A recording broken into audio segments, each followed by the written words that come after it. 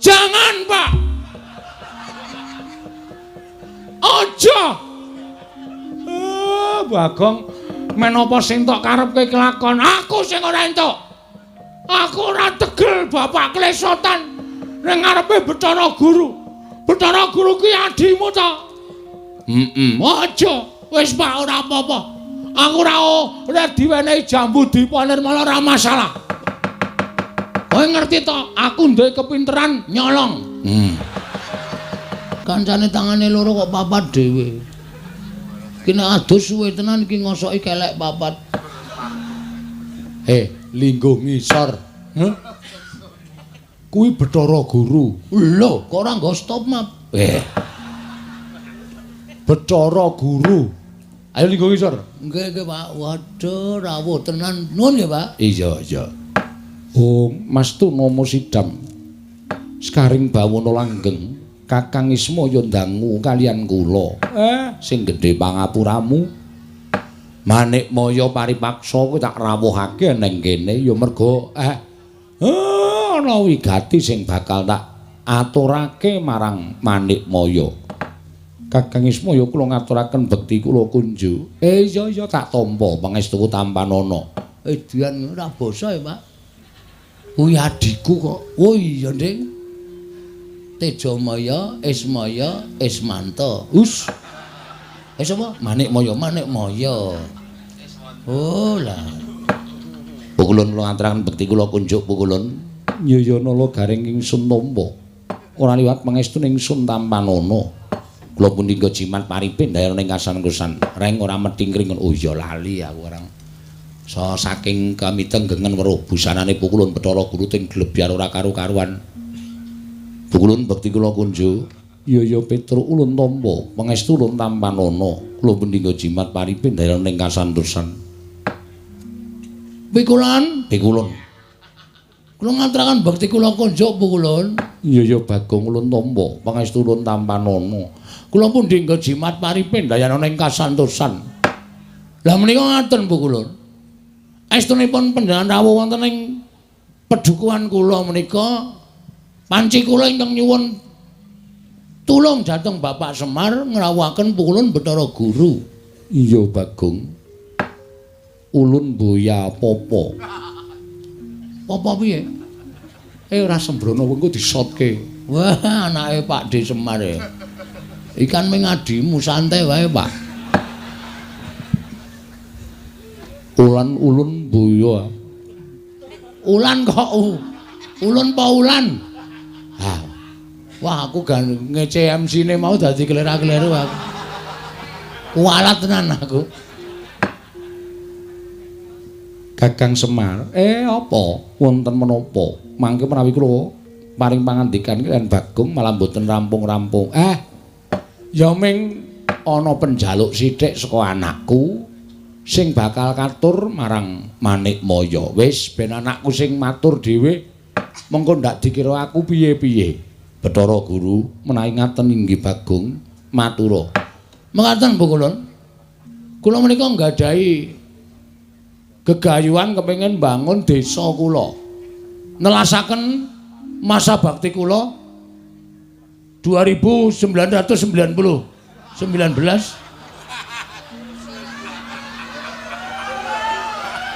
Mau ya kleru ta, Pak? Dadi lurah kok suwe men pirang-pirang abad. 2919 edan tenan. Aku kuwi wong lahir wis metu wudel, Pak. Apa iya sak ngisore sithik. Dapure ora. Ngaten nggih, Bu Kulon? Iya, Bagong. Kula kepengin bangun dusun kula niki. Ning kula niku entuk sasmitaning gaib. Sing nalika semanten kula nglampahi sare naritis sesemek ron Rajamala abebantal bata sarembak. Gayane iki lho. Kowe turu ning tritisan ki tritisan ngendi? Wong tritisan tok nang kandang pitik ngono kok. Ha ning dhuwur kandang pitik. Oh. Sing penting nek ning tritisan. Entuk sasmitain gaib. Sasmita gaib bilih saged rancak napa sing kula lakoni menawi dusun kula menika dipun tumbali. Ditumbali apa Bagong? Sepisan ing winastan pelem arum manis. Lah kok wis malik iki piye? Pelem apa? Arum manis. Pelem arum manis kok dadak ngrawuhke Bathara Guru. Wis jendeng lali aku.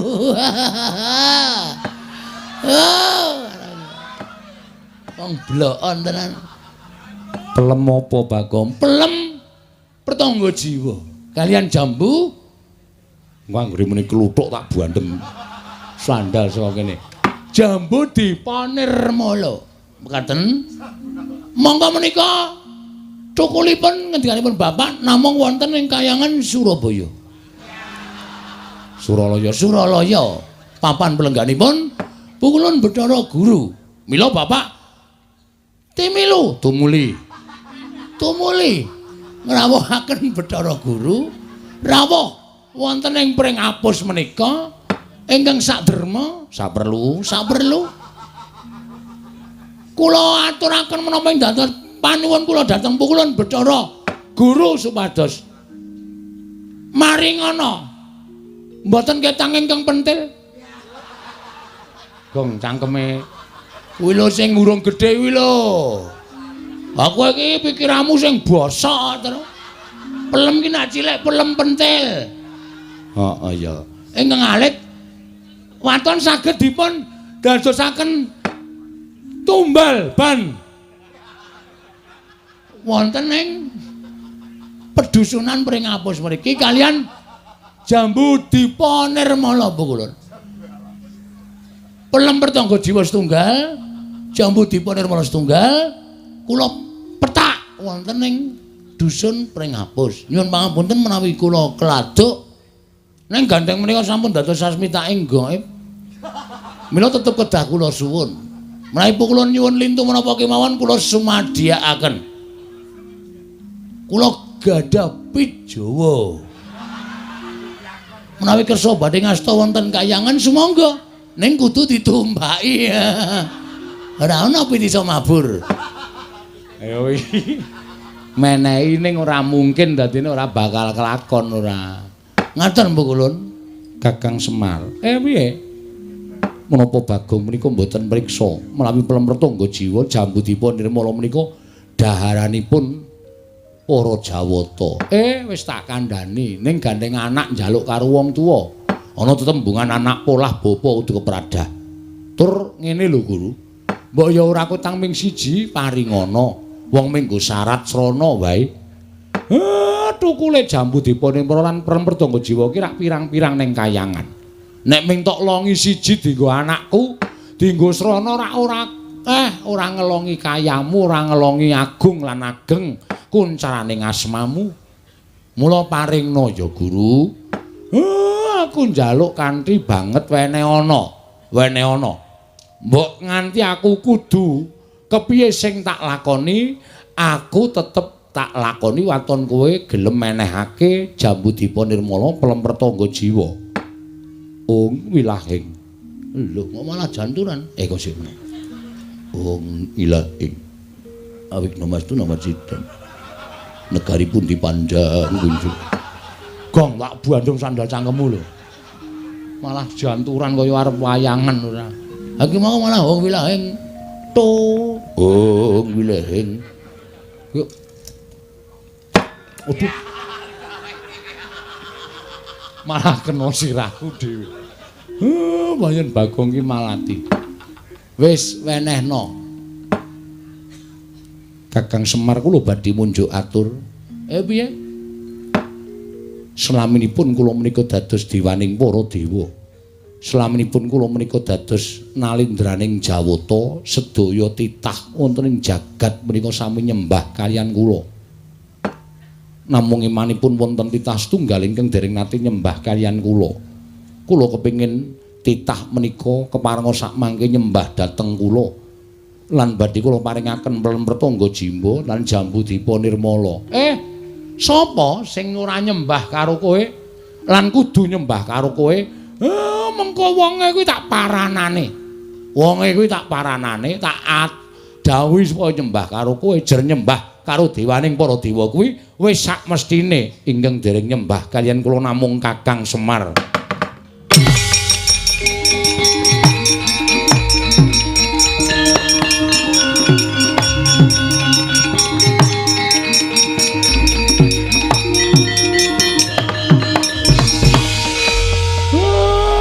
Pancen kuwi syarate. Ha, nadan aku kudu nglesot ning ngarepmu tak lakonane. Ben napa sing dadi penjangkane anakku iso kelakon. Jangan, Pak. Aja. Bagong, menapa sing tok karepke kelakon? Aku sing ora entuk. Aku ora tegel bapak klesotan ning ngarepe Bathara Guru. Bathara Guru kuwi adimu ta? Aja. Wis Pak ora apa-apa. Aku ora diwenehi jambu Dipa Nirmala ora masalah. Kowe ngerti to, aku duwe kepinteran nyolong. Wis rasah njaluk wacolonge kayangan. Angel sole kayangan kuwi rapet-rapet to kaya apa sangu linggis. Arep babah kaya mbiyen. Ora iso kayangan kok dibabah ki ora iso. Setro, aku mangkel iki ora jandruk. Mangkel piye? Wis aku lara ati aku.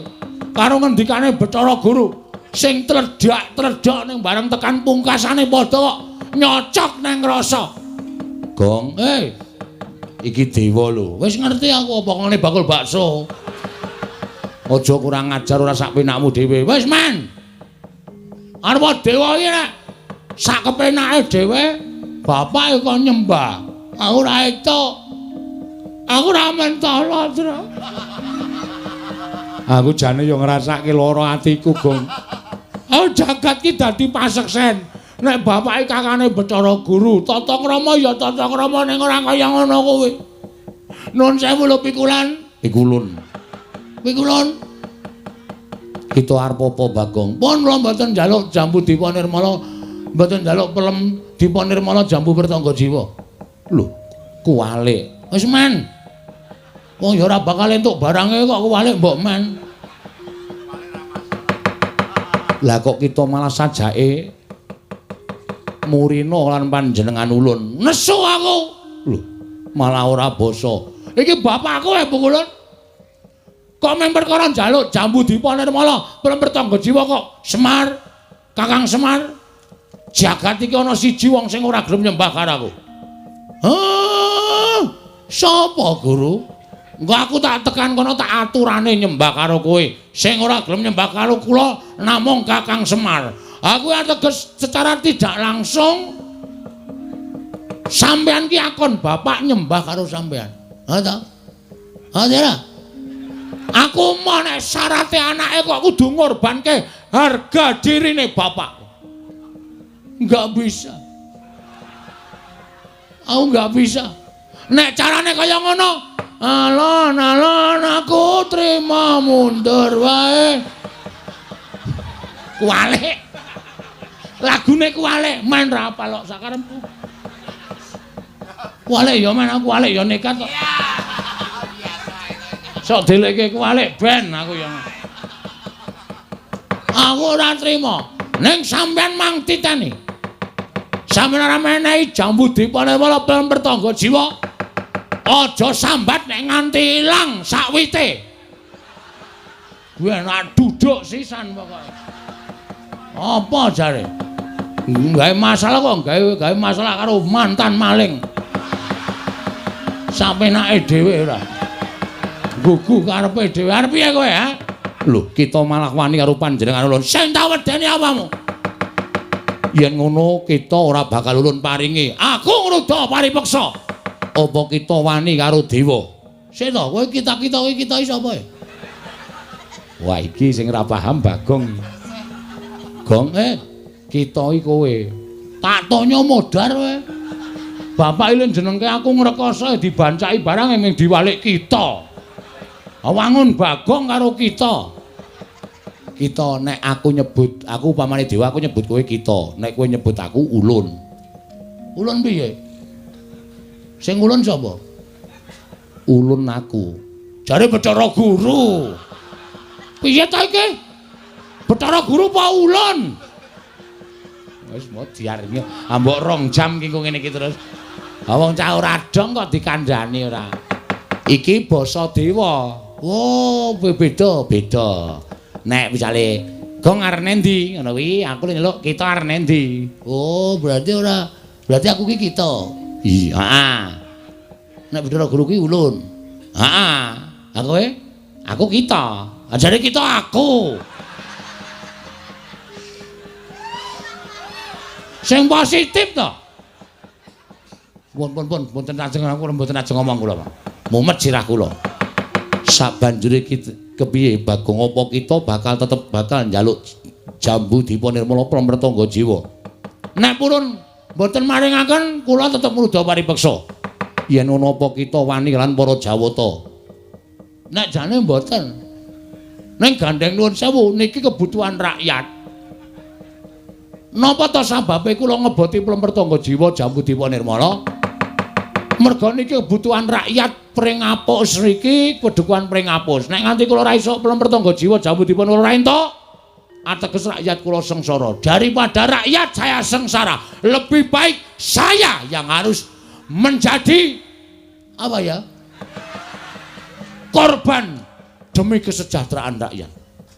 Wah, jangan tepuk tangan. Apa gunanya tepuk tangan tanpa saweran? Urung nembang kok wis saweran.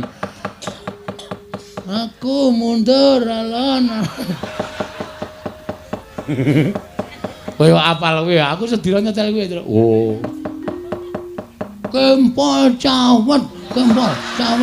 Cendol cawet. Kempol cawet ora.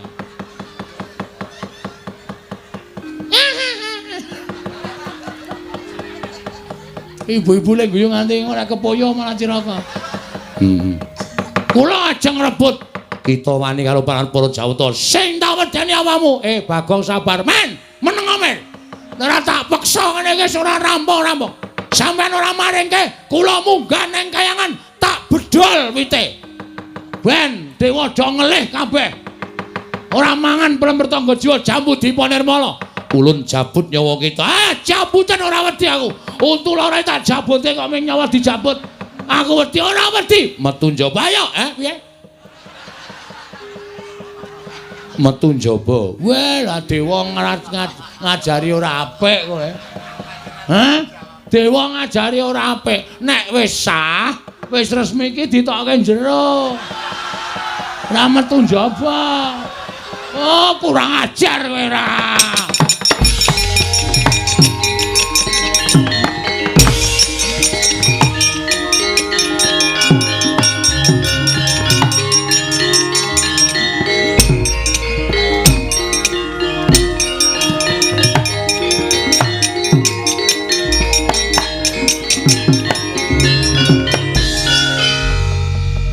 Wedi to Bathara Guru karo aku, Pak. Kae iki ora wedi ning kae metu ning pelataran lumpukke dewa-dewa mateni kowe. Waduh. Apa? Domongi kok. Aku padahal ki mau meng gojek dewa kok jak gojek ki ra iso. Mula aja sok sembrono. Waduh cilaka iki. Tru, aku dewangi, Tru. Ya. Reng, apa? Aku dewangi ya. Oh, tangane wetekle ora kon gelut. Ayo nganti rak ya ora tekan. Oh, ditanono kowe nek ora ngewangi aku berarti kowe tega rupatiku. Ya, sae-saeku lho. Kowe ketoke cilik nek gelut trampil.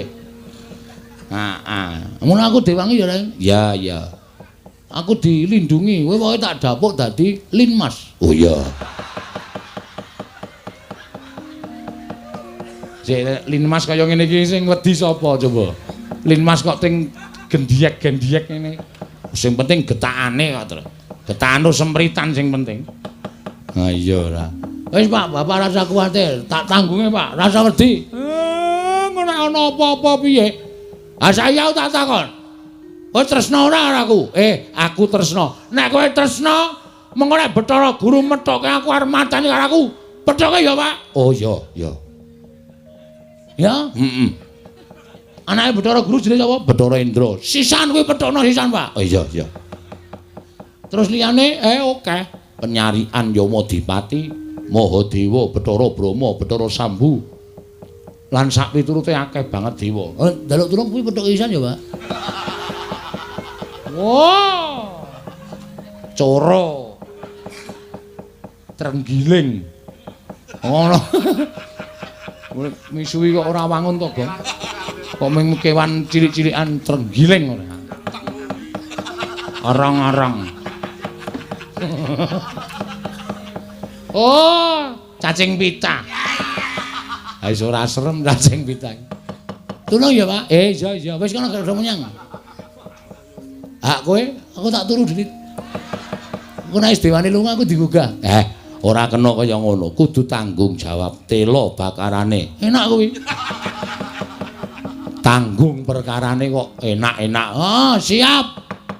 Jagung bakarane, Pak, kok tela bakarane. Nek wis ora gatekke iki aja dibaleni. Senengane kok malah badarke dhewe. Aku karang ya sak ngono kuwi. Nek ora bener ki aku sak ora lega. Aku iki wis rampunge sok tak bener ora ya mau. Ora yakin.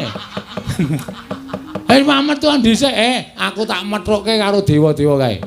Ning sing enom-enom pethukno. Nek Bathara Guru sing maju aku sing methukke. Siap ya Traya. Yo, ora nggo gending, slepek. Oh ya. Nganggo slepek wae. Tung glentang. Jolela jolali jolela jolali. Wanembah mangwa suci jalalalala. Sasi seswarane pesona wala. Brambang ular kambang. Oh, ndek ya. Ya emang aja. Yo.